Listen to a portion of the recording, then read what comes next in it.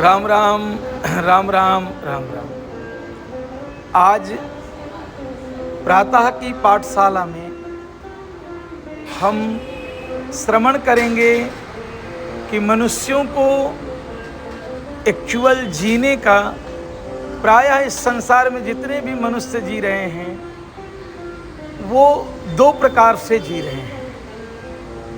एक प्रकार है कि ये पूरी सृष्टि के साथ में राजी होकर जी रहे हैं, और दूसरा प्रकार है कि सृष्टि के साथ में विरोध करके जी रहे हैं। दो ही रास्ते हैं जीने के।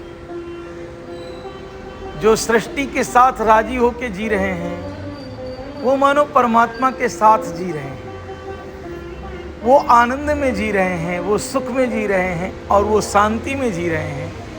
दूसरे ऐसे भी लोग हैं कि जो इसके विरोध में जी रहे हैं, हर जगह विरोध है उनका। बारिश हो रही है तो बारिश क्यों हो रही है, नहीं हो रही है तो बारिश क्यों नहीं हो रही है। यूनिवर्सल की हर विधा का वो विरोध करते हैं। उसका मूल कारण है एक्चुअल अहंकार, और दूसरा कोई कारण नहीं है। मेरा अहंकार है कि मैं ही सब कुछ कर रहा हूं। अहंकार बोझ वाला है, इतना बोझ वाला है कि व्यक्ति दबा हुआ है, दबा हुआ है, दबा हुआ है, कभी हल्का हो नहीं सकता। और जब हल्का नहीं है, उसके ऊपर भार है, वो भार अहंकार का भार है। मैं नहीं होऊंगा तो मेरे बीवी का क्या होगा, मैं नहीं रहूंगा तो मेरे बच्चे का। झूठा बोझ अपने सर के ऊपर रखा हुआ है। मैं नहीं कमाऊंगा तो क्या होगा, मैं नहीं होता तो ये सब नहीं हो पाता, तुम नहीं थे तो भी सब हो रहा था। ये बोझ है तुम्हारा, और बोझ और कुछ नहीं है। आपका अहंकार ही उस बोझ को बना रहा है, और कुछ नहीं है। आप देखते हैं कि जब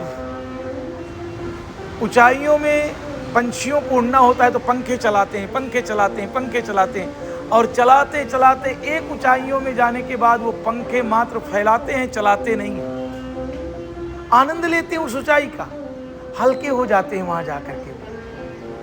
अब उनको पंखे चलाने की कोई जरूरत नहीं है, क्योंकि वो सृष्टि के प्रति, यूनिवर्सल के प्रति पूरा समर्पित हो गए। अब कोई झंझट नहीं है, हल्के हो गए हैं। परंतु तुम्हारे ऊपर इतना बोझ तुम्हारे गले में बंधा है कि तुम्हें नीचे की तरफ खींच रहा है, तुम्हें बोझिल बना रहा है, और तुम विचार भी करते हो कि मैं ही कर रहा हूं।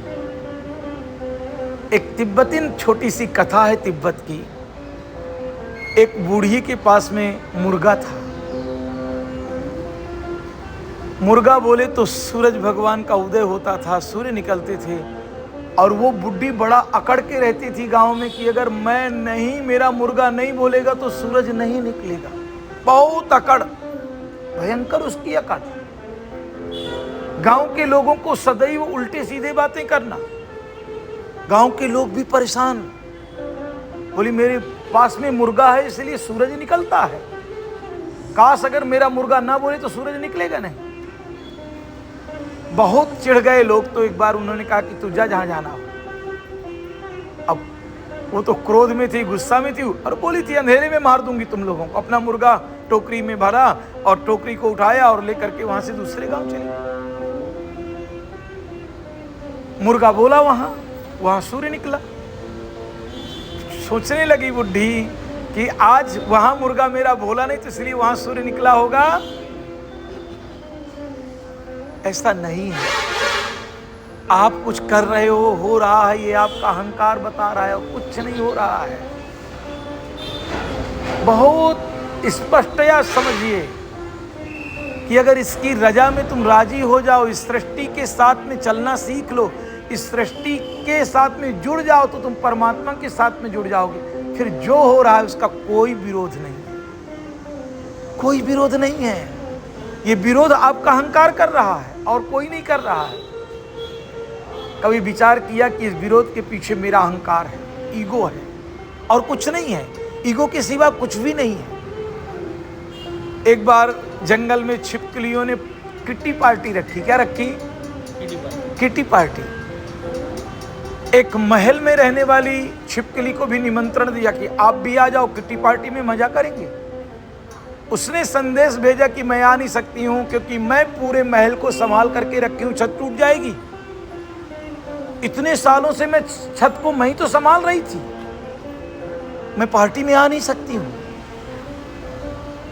विचार करिएगा कि आप इस यूनिवर्सल में मात्र छिपकली से भी छोटे हैं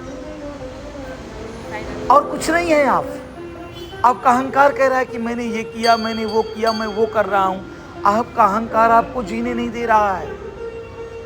प्रतिक्षण एक बोझ के नीचे दबाता चला जा रहा है, दबाता चला जा रहा है, और वो इतना दब चुके हैं आप कि आपको घुटन होने लगती है। गीता में जो शब्द आता है कि मनुष्य स्वयं अपना आत्मघाती है, अपनी आत्मा की स्वयं हत्या करता है, उसके पीछे आपका अहंकार है।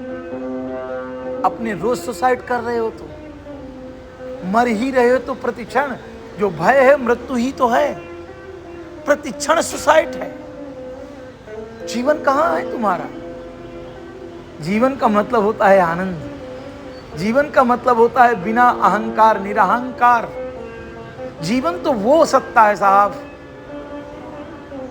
कि बहती हुई नदी में सूखा हुआ पत्ता गिरा तो नदी को ही नाव बना करके कितने आनंद से हिलकोरे लेकर के मौज से बह रहा है, उसका कोई विरोध नहीं है। नदी जहां जा रही है नदी के साथ जा रहा है।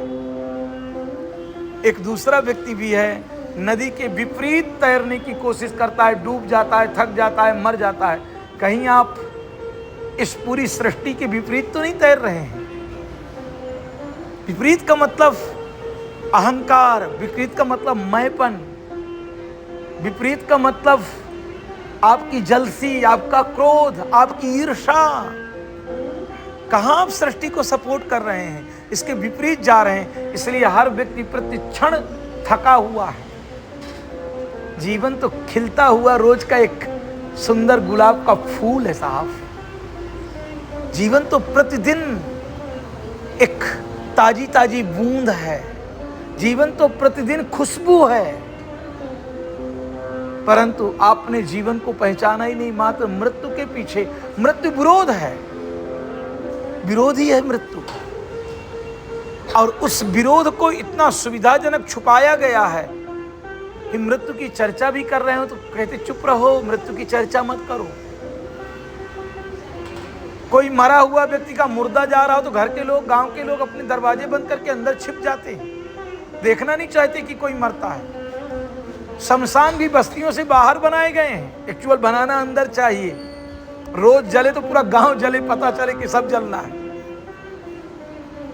शमशान में भी जो लोग जाते हैं तो मरने की कोई चर्चा नहीं करता है। कौन सा नेता इस बार खड़ा होगा, जीतेगा कि नहीं जीतेगा, आज मार्केट का भाव क्या है। सुविधा होती है लोगों को क्योंकि विरोध है, वो स्वीकृति नहीं है। इसलिए संसार में सबसे बढ़िया अच्छा तरीका है जीने का, जो पहला रास्ता है वही ठीक है। जो चल रहा है उसी का आनंद लीजिए साहब, विरोध मत करिए। विरोध के रास्ते से आप जीते हैं तो आप नर्क के रास्ते से जीते हैं, आप दुखों के रास्ते से जीते हैं। आपके पल पल कठिनाइयां हैं। सबकी शिकायतें होती, मेरा पति मुझसे सुनता नहीं है, उसका कहता मेरा पत्नी नहीं सुनती है, मेरा बच्चा नहीं। अरे तुम कौन हो कि तुम्हारे अनुसार सब चले? हो कौन तुम?